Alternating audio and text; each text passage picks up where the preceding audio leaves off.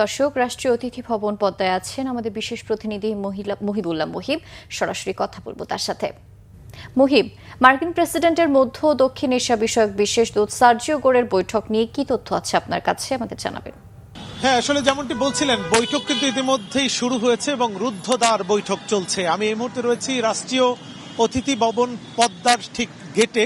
আপনাকে জানিয়ে রাখি যে যদিও এই গুরুত্বপূর্ণ বৈঠকটি চলা অবস্থায় সাংবাদিকদেরকে ভেতরে ঢুকতে দেওয়া হচ্ছে না।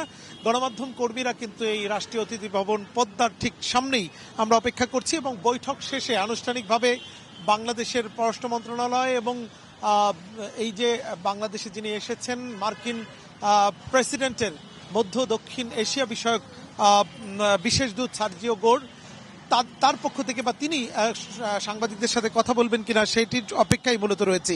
আপনি নিশ্চয়ই জানেন যে বাংলাদেশের যুক্তরাষ্ট্র সঙ্গে যে দ্বিপাক্ষীয় সম্পর্ক সেটি জোরদার করার লক্ষ্যেই তিনি বাংলাদেশে এসেছেন মার্কিন প্রেসিডেন্টের বিশেষ দূত হিসাবে।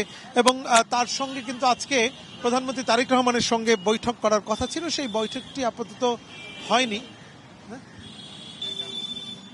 রাত 11টায় তো এই মুহূর্তে বাংলাদেশের পররাষ্ট্রমন্ত্রী ডক্টর খলিলুর রহমানের সঙ্গে বৈঠকটি চলছে।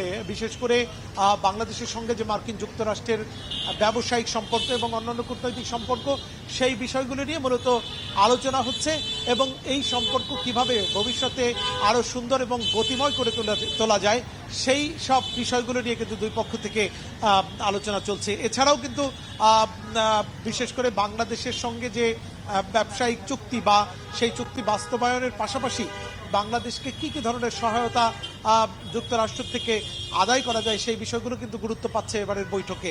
তো এই ছিল আমার কাছে রাষ্ট্রীয় অতিথি ভবন পদ্মায় যে বাংলাদেশের পররাষ্ট্রমন্ত্রী ডক্টর খলিলুর রহমানের সঙ্গে মার্কিন প্রেসিডেন্টের বিশেষ দূত সার্জিও গোর, তার সঙ্গে এই দ্বিপাক্ষীয় বৈঠকের সার্বিক পরিস্থিতির তথ্য।